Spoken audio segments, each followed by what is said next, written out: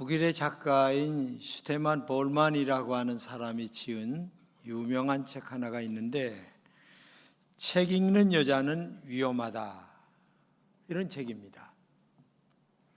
저자는 이 책에서 공통적으로 여자들에게 무엇이 위험한가 라는 이야기를 잘 풀어가고 있습니다.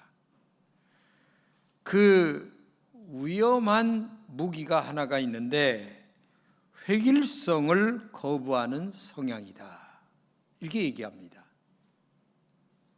획일성이라고 하는 말은 모두가 한결같이 변함이 없는 성질, 즉 전통에 매여서 어떤 그 미래에 대한 꿈을 꾸지 않는다는 겁니다. 항상 자기가 살아온 삶이 옳다, 진리다, 이렇게 고집하며 살아간다는 얘기입니다. 근데 이런 사람들은 미래를 창조하지 않습니다. 그리고 현실에 언제나 안주하며 살아간다고 하는 얘기입니다. 근데 획일성을 깨트리는 여성들의 공통점이 하나가 있는데, 책을 읽으면서 깊이 생각하는 쉼표의 여백의 시간을 언제나 갖는다는 것입니다. 여러분, 이 공백과 여백과의 차이를 알아야 됩니다. 공백은 말 그대로 단순히 비어있는 것, 아무 의미도 없이 비어있는 시간을 얘기하는 겁니다. 근데 여백이라고 하는 것은 내가 그 시간에, 비어있는 시간에 어떤 일을 하겠다, 그래서 내가 이 시간을 비운다 라는 뜻이 있는 거예요. 그 의미를 부여하는 시간이란 얘기죠. 영국의 대처 수장은 철의 여인이라는 별명을 갖게 됐죠. 그녀는 이렇게 얘기합니다. 다른 사람들이 나를 좋아하기를 바라면 아무것도 이룰 수가 없다. 그렇죠. 내가 좋아할 가치가 없는데 누가 나를 좋아하겠습니까? 한마디로 얘기하면 내가 좋아하도록 나를 만들어 갈 때에 다른 사람들이 나를 좋아하여 표도 주고 좋은 결과를 만들 수 있다. 그래서 대처 수상은 유리천장을 깬 여인으로 역사에 남고 있죠. 여백의 시간을 많이 가졌기 때문에 그 여백의 시간 속에서 새로운 창조하는 어떤 것들을 만들어냈기 때문에 그는 유리천장을 깨는 여인이 만들어지게 됐다는 얘기죠. 사람에게 쉼표의 여백을 갖는 것은 자기 미래를 아름답게 창조할 수 있는 시간이라는 얘기입니다. 나의 좋은 생각들을 행동으로 옮길 수 있는 시간입니다. 결국 그들은 다른 사람들이 생각할 수 없는 아름다움을 창조하는 사람으로 이 땅의 역사에 길이길이 남게 된다는 얘기입니다. 그렇기 때문에 우리는 인생을 살면서 종종 바쁘고 힘들지만 생각할 수 있는 쉼표의 여백의 시간을 스스로 만들어 갖는 그런 시간이 절대적으로 필요하다는 얘기입니다. 본문에서 예수님께서 제자들에게 이렇게 얘기합니다. 사람들이 나를 뭐라고 하느냐, 이렇게 물으시고 난 다음에 제자들에게 너희는 나를 뭐라고 하느냐 또 이렇게 물었어요. 그러니까 베드로가 이렇게 대답합니다. 예수님은 그리스도이십니다. 살아계신 하나님의 아들입니다. 여러분, 이게 굉장히 중요한 얘기입니다. 그리스도라고 하는 말은 기름 부음을 받은 분, 이런 말입니다. 근데 구약의 기름 부음을 받는 분은 세 분이에요. 왕, 선지자, 제사장. 그런데 예수님은 한 분이신데 왕도 되시고 선지자도 되시고 그리고 제사장도 되십니다 라고 얘기를 하니까, 야, 너 대단하게 잘 맞췄다. 근데 그것을 알게 하신 분은 바로 하나님이시다. 즉 네가 아는 게 아니라 그런 신앙 고백을 하게 한 분이 하나님이시다 하시면서 칭찬 세 가지를 합니다. 첫째는, 바요나 시몬아, 내가 복이 있다. 너 복 있는 사람이다. 그런 신앙 고백을 했기 때문에 너는 정말 복이 있다. 두 번째는, 너는 베드로라. 내가 이 반석 위에 교회를 세우리라. 한마디로 얘기하면 너는 영원히 무너지지 않는 반석과 같은 사람이 될 것이다. 그래서 베드로가 초대 교황이 되죠. 초대 교황. 세 번째는, 내가 천국 열쇠를 내게 주리라. 즉 다른 말로 얘기하면 천국 가는 진리를 많은 사람들에게 가르쳐주고 알게 하는 그 영적인 비밀의 열쇠를 너에게 줄 것이다. 그래서 진정한 예수 그리스도에 대한 영적 비밀을 알게 하는 그리스도라고 하는 사실을 많은 사람들에게 설파하는 하나님의 종이 된 거죠. 근데 이렇게 칭찬을 대단하게 하셨어요. 그런데 놀라운 사실은 칭찬을 하신 다음에 며칠 후에요. 며칠 후에 예수님께서 제자들에게 이렇게 얘기합니다. 21절입니다. 이때로부터 예수 그리스도께서 자기가 예루살렘에 올라가 장로들과 대제사장들과 서기관들에게 많은 고난을 받고 죽임을 당하고 제3일에 살아나야 할 것을 제자들에게 비로소 나타내시니. 자, 이 말이 뭡니까? 예수님이 이 땅에 오신 이유를 얘기하는 거예요. 한마디로 얘기하면 내가 얼마 후에 죽을 것이다 얘기를 딱 하니까 22절입니다. 베드로가 예수를 붙들고 항변하여 이르되 주여 그리 마옵소서, 이 일이 결코 주께 미치지 아니할 것입니다. 예, 베드로가 예수님을 어떻게 합니까? 아마 팔을 붙드는 것 같아요. 팔을 붙들면서 절대 안 됩니다. 항변하여 이렇게 얘기합니다. 절대로 그런 일은 없을 겁니다 라고 얘기하자 23절입니다. 예수께서 돌이키시며 베드로에게 이르시되 사탄아, 내 뒤로 물러가라. 너는 나를 넘어지게 하는 자로다. 내가 하나님의 일을 생각하지 아니하고 도리어 사람의 일을 생각한다. 자, 여기서 항변을 하니까 베드로에게 예수님이 뭐라고 말씀하십니까? 사탄아, 물러가라. 어디로? 내 뒤로. 그리고 하는 말이 너는 나를 넘어지게 한다. 그리고 너는 사람의 일만 생각하지, 즉 인간적으로만 생각하지 영적인 내가 이 땅에 온, 그리고 오게 된, 와서 해야 될 근본적인 일을 얘기하는데 너는 어쩌면 인간적인 것만 얘기하냐, 이렇게 지금 말씀하고 계시는 것입니다. 한마디로 얘기하면 베드로는 아주 칭찬을 받는 사랑스러운 하나님의 종이었다가 말 한마디 잘못했다가 금방 사탄이 되고 말았다는 얘기입니다. 그래서 사탄아, 내 뒤로 물러가라. 예수님이 이렇게 말씀하셨어요.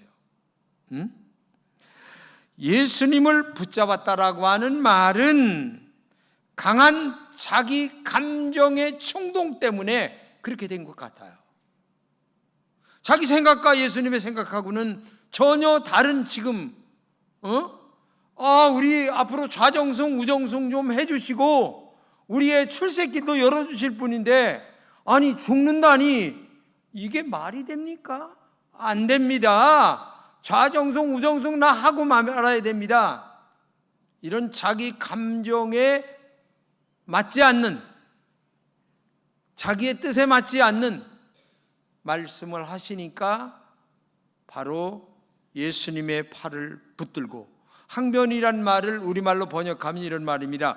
불만이 가득한 말, 다른 말로 얘기하면 비난하는 말투, 이런 말입니다. 그러니까 이 행동과 그리고 말의 그 표현력이 얼마나 거칠게 지금 진행되고 있나를 우리는 가히 짐작이 가요. 그 분위기를 생각해 보면 금방 칭찬하다가 진짜 본질을 얘기하시는 거예요. 예수님은 이 땅에 오실 때서부터 예수님은 십자가에서 죽기 위하여 오신 거예요. 죽으려고 오신 거예요. 그 본질 자체를 말씀하시는데 이 본질의 의미를 3년 동안 따라다녀도 깨닫지 못하는 거예요. 예수님을 오랫동안 믿어도 왜 교회를 다니는지, 왜 예수를 믿는지, 어떻게 예수를 믿어야 되는지를 모르고 그냥 교회만 덜렁덜렁 왔다 갔다 하는 교인들과 똑같다는 얘기예요. 지금 이 베드로라고 하는 이 친구가 지금. 그리고 아주 급하기가 너무 급해서 자기 감정에 복받쳐서 지금 예수님의 팔을 붙들고 흔들면서 항변하여 거칠고 그리고 이상한 용어를 쓰면서 안 됩니다, 안 됩니다 하면서 지금 얘기를 하고 있는 거죠. 한마디로 얘기하면 굉장히 흥분된 상태의 용어입니다.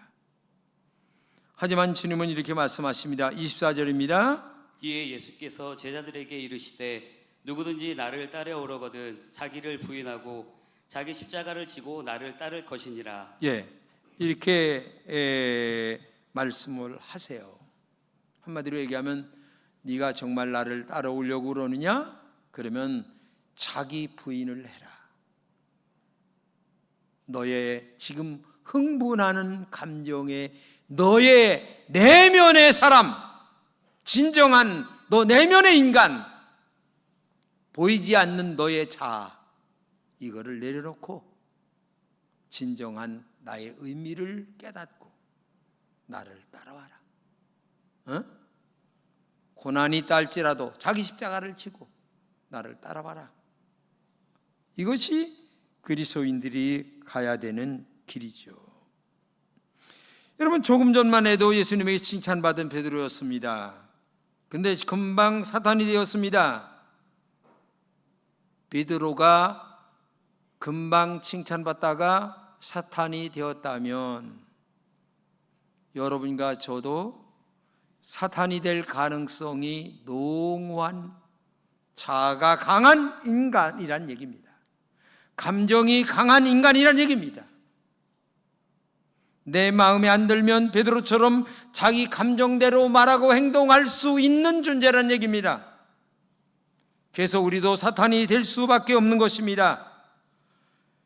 여러분과 저도 칭찬 들을 때는 좋은 사람으로 이렇게 평가를 받을 수 있어요. 근데 저도 좋은 사람이라고 얘기할 때가 들을 때가 있는데 굉장히 부끄러워요. 왜냐? 속으로는 나는 아닌데. 근데 어떤 사람은 내면을 볼 줄 모르는 사람은 빙글빙글 웃으면서 대단한 것처럼 얘기를 하는 사람도 또 있어요. 착각하지 마세요. 본성이 나오기 시작하면 감당을 못해요. 마누라하고 싸우는 것 보세요. 난리 납니다. 당장 찍어요. 그냥 당장 찍어요. 자식들하고 싸우는 것 보세요. 그냥 자기가 난 자식도 아닌 것처럼 싸워 말하는 것 보면 대단합니다. 우리는 그런 감정에 복받쳐 살아가는 인간이에요. 자아가 내 마음에서 꿈틀거리는 인간이에요. 예수 오래 믿었다고? 나 평생 어머니 배에서부터 믿고 나왔다고? 천만만만이에요. 자아가 나와보세요. 어머니 뱃속에 예수님 없어요. 이걸 여러분 알아야 돼요. 그렇다면 오늘 본문에서 베드로가 왜 사탄이 되었을까? 첫째, 쉼표의 여백이 없이 자기 감정을 앞세웠기 때문에 그래요. 여러분, 이 쉼표, 이 콤마라고 하는 것은 음악에서 매우 중요한 위치를 차지하죠. 음악에 호흡을 넣어주기도 하고 긴장과 여유를 구분시켜주기도 합니다. 쉼표는 우리를 생각하는 순간입니다.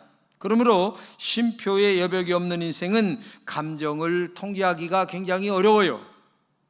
감정은 인간의 복잡한 심리적 상태를 말하죠. 감정은 상황의 나쁜 반응으로 나타나기도 합니다. 나쁜 감정은요. 그렇죠? 감정은 자기를 주관적으로 표현하기도 합니다. 감정이 상하면 정말 아까 얘기한 것 마냥 눈앞에 뵈는 게 없어요. 감정이 상하면 만사가 불통입니다. 이게 우리들의 살아가는 삶의 현장입니다. 본문에서 베드로가 예수를 붙들고 항변하여 이르되 주여 그리 마옵소서 이 일이 결코 주께 미치지 아니할 것입니다 말하는 것을 보면 자신의 감정의 표현이 얼마나 대단하게 표현된가를 우리가 가히 짐작이 가고도 남아요. 사실 예수님께서 십자가에 죽는다는 것은 오래전부터, 아니 성경적으로 보게 되면 창세기 3장 15절부터 예언되어 온 것이 예수님이 십자가에 죽는다고 하는 사건으로 표현되고 있습니다. 베드로는 그런데도 불구하고 자기 감정에 도취하여 행동과 말로 예수님에게 이 땅에 오신 이유를 지금 거역하고 있는 것입니다. 그래서 결국은 사탄이 되는 거예요. 오늘도 신앙생활을 하는데 내 감정과 자아가 너무 강하게 나타나 하나님의 뜻을 거역한다면 나도 사탄이 지금 되고 있는 거예요. 영적으로 생각하면. 귀신이 되고 있는 거예요. 오늘 우리도 나의 생각과 행동을 정당할 때가 많이 있어요. 이것이 우리들의 한계입니다. 인간의 한계예요. 나의 감정에 맞지 않으면 항변합니다. 내 자존심 상해 보세요. 지금 눈에 뵈는 게 없죠. 오직 내가 기준이죠. 내 생각만 옳은 것이라고 생각하는 것이 우리들의 문제고 베드로의 문제고 또 모든 사람들의 문제입니다. 미국의 사상가인 에머슨은 이런 말을 했습니다. 좋은 지도자는 자기를 따르는 사람들에게 생각하게 만드는 사람이다. 그러므로 올바른 하나님의 사람은 쉼표의 여백을 어느 순간이나 어느 때나, 아니 내가 감정이 상할 때에라도 지금 내가 여기서 어떤 말을 해야 하고 어떤 행동을 해야 할 것인가를 쉼표의 시간을 갖고 생각해보는 여유의 마음을 가져야 된다는 얘기죠. 그런데 우리는 직설적입니다. 너무 직설적이에요. 부부하고 싸우다가 말이 안 통하면 이거 찍어! 이거 보편적으로 하는 말입니다. 에? 여기 계신 여러분들 많이 해봤죠? 안 해본 것처럼 얘기하는데 소개는 벌써 다 했어. 한국 축구의 수준을 한 단계 높였다는 사람이 히딩크입니다. 잘 알죠? 그는 선수들로 하여금 생각하게 만들었다. 이렇게 역사는 기록하고 있습니다. 공만 보면서 뛰는 것을 동네 축구 이렇게 얘기하죠. 반면에 생각하는 축구는 전략 축구다. 이렇게 얘기를 합니다. 우리는 TV에서 프리미어 리그를 많이 보고 자주 봅니다. 최고의 공격수 우리나라 손흥민이가 있습니다. 근데요, 드리블을 해서 세상에 혼자 골을 넣는데 얼마나 막는 사람들이 많아요. 그런데 발을 요리조리 좌로 우로 그러다가 0.1초 만에 좌과 우가를 생각을 하고 골키퍼를 피하여 탁 넣는 걸 보면 감탄이 져져. 이야, 이게 필요한 거예요, 우리에게. 우리에게도 이게 필요한 거예요. 인생을 살아가는데 감정이 폭발치는 그 순간에 수많은 세상에 공을 울려고 하는데 많은 사람들이 이거를 지금 수비수들이 막고 있어요. 그런데 요리조리 발을 돌리는 그 머리 회전을 잠깐 0.1초인데도 그걸 하는 그 순간, 그 순간이 여러분과 저에게도 필요하다는 얘기예요. 쉼표의 시간이. 인생을 살면서 어떤 일을 결정할 적에. 그래서 히딩크는 모든 선수들에게 왜라고 하는 질문을 언제나 하라. 왜라고 하는 말은 이때에 어떻게 해야 할까라고 하는 생각을 하는 사람이 되라, 그런 말이죠. 사람에게는 수많은 일들이 있습니다. 그때 나의 감정보다 이 일에서 하나님의 뜻이 무엇인가를 생각하는 쉼표의 여백의 시간이 우리에게 있어야 합니다. 나의 감정을 내려놓으면 가장 좋으신 하나님의 거룩한 역사가 나를 통하여 이루어질 수가 있는데도 불구하고 우리는 안타깝게 내 감정의 순간을 베드로처럼 그러면 안 됩니다 라는 팔을 붙들고 자기 감정이 섞인 이런 언어와 행동을 할 때가 너무 많다는 사실을 우리가 알면서 진정한 성령의 사람, 하나님의 사람이라면 우리가 쉼표의 여백을 갖는 여러분 되시기를 진심으로 축복합니다. 두 번째는 쉼표의 여백이 꼭 필요하다는 것을 잊었기 때문에 그래요. 우리가 한 주간을 살아갑니다. 한 주간 금요일까지 일하고 토요일 날 좀 쉬고 그 다음에 주일 날은 의뢰의 예배 시간 되니까 예배 드리러 오는 거예요. 근데 육신은 토요일 날 쉬고 지금 말씀을 듣는 이 시간에는, 예배를 드리는 이 시간에는 우리의 영이 쉬는 시간이에요. 사람은 영이 쉼을 얻으면서 하나님과의 깊은 관계가 이루어지는 겁니다. 근데 놀랍게도 사람들은 이 영적으로 쉼을 얻을 때에 육이 쉼을 얻는다는 것을 몰라요. 그래서 성경은 내 영혼이 잘된 같이 범사가 잘되고 강건하길 원한다, 이렇게 영혼이 잘됨 같이, 영혼이 먼저 잘 되어야만 범사가 잘 되고 강건한 은혜가 있다, 이것을 우리에게 말씀해 주고 있잖아요. 그래서 언제나 이 예배를 통하여 어떻게 되겠어요? 정말 우리가 쉼표의 시간을, 영적인 쉼표의 시간을 가져야 된다는 얘기죠. 그래서 우리들에게 예배가 얼마나 중요한가를 알아야 돼요. 2부 예배 끝났는데 어떤 분이 그러더라고요. 목사님 고마워요. 내가 오늘 아침에 우리 딸하고 대따 싸우고 나왔는데 어쩌면 내 얘기를 그렇게 꼭 집어서 하시는지. 아유, 내가 이렇게 나쁜 사람이에요. 딸이 그렇게 잘못한 것도 아닌데 그렇게 그래 세상에 내가 저에게 꼭 주시는 말씀으로 저는 알고 눈물을 흘리며 제가 회개 기도를 했어요. 목사만 회개할 것도 아니고 여러분도 회개하고 목사도 회개 많이 해야 돼요. 왜냐하면 제가 옛날에 기도원에 가서 은혜를 엄청 받았어요. 눈물을 흘리면서 주여 아멘 할렐루야, 내가 내려가면 평생토록 주님만 바라보고 남 절대 화 안 내고 베드로처럼 주여 그리 마옵소서 이렇게 안 하고 주의 뜻대로만 하시옵소서 은혜만 받고서 이제 금요일 저녁에 내려왔는데 이게 웬일이요? 마누라하고 새끼들이 난리를 치네. 다 깨먹었어. 은혜 다 깨먹었어. 세상에. 내가 그래서 아니 진짜 이게 한두 번이 아니에요. 내가 은혜 받고 결심하고 내려왔는데 내려올 때 버스 안에서 벌써 다 깨먹었어. 옆에 있는 사람하고 이야기하다가 화가 나 그냥 쌍 하다가 그냥 끝나버리고 말았어. 이게 우리들이에요. 이게 여러분 여기서 은혜 받았다 나가다가 계단에서 벌써 누가 슬쩍 건들면 뭐요?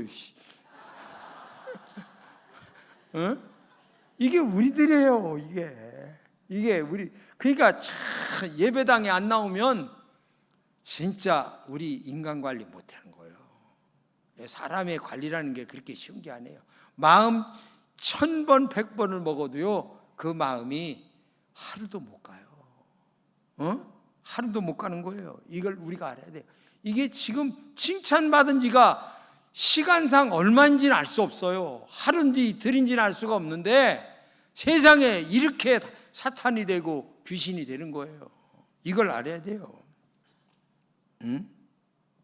만약에 베드로가 예수님께서 죽임을 당할 것이다 라고 얘기했을 때에 그러면 안 됩니다. 항변하여 붙들고 얘기하기 전에 3년 동안 따라다녔으니까 그래도 감히 그림자라도 뭐 손에 잡히는 거 있었을 거 아니겠어요? 그럼 물어봐야지. 예수님, 지금 말씀하신 뜻이 뭔가 난 잘 모르겠어요. 근데 좀 설명 좀 해주세요. 이렇게 조용하게 물어봐야 되는데 이거 뭐 물어볼 여절도 없어. 자기 감정대로 얘기하는 거야. 화딱지가 나 죽겠어 지금. 아니 지금 우리 지금 예수님 때문에 좌정수 우정수 좀 하려고 그러는데 지금 죽는다니 뭡니까? 이게 지금 우리들이에요. 여기는 베드로의 이 감정 표현의 행동 표현의 말의 표현이 나예요. 나. 다른 사람이 아니에요. 왜 주님께서 이런 말씀하셨을까? 마음을 헤아리는 시간을 가져야 된다는 얘기입니다. 오늘 종료주일 아닙니까? 예수님이 십자가에 피 흘려 죽기 위하여 이 한 주간 고난을 당하시다가 죽임을 당하시죠. 그러면 이 종료주일에 주님이 흘리신 보혈, 아까 성찬식 하면서 살과 피를 먹었어요. 그러면 그냥 빵과 포도주가 아니에요. 그는 영적으로 생각하면 주님의 살이고 주님의 피예요. 그러면 그 피를 먹으면서 마음속에 나 위하여 죽으신 예수님, 나 위하여 찢기신 주님의 살, 나 위하여 흘리신 주님의 보혈, 이것 때문에 내가 천당 가는구나. 할렐루야 아멘. 감사합니다. 내 말을 조심하게 도와주시고 행동을 조심하게 도와주시고 앞으로 주님만 바라보고 살겠다고 하는 어떤 결단과 그리고 마음의 다짐이 우리에게 있어야 되는데 생각도 없이 빵이 아이고 다르네 오늘 이거. 우리가 그렇게 살아요 지금. 교회를 다니면서도 예수를 믿는다면서도 그렇게 산다는 얘기예요. 그런데 베드로는 쉼표도 없이 그러면 안 됩니다. 우리도 베드로처럼 쉼표의 예복이 없기 때문에 이해할 수 없는 수많은 문제들이 사실 생기는 거예요. 왜? 말의 실수, 행동의 실수가 상대방의 감정을 건드리니까. 그렇잖아요. 이게 저의 문제고 여러분의 문제예요. 남의 문제가 아니에요. 그러니까 우리가 얼마나 교만한가를 알아야 돼요. 얼마나 잘못되게 살아가는가를 우리가 알아야 된다는 얘기예요.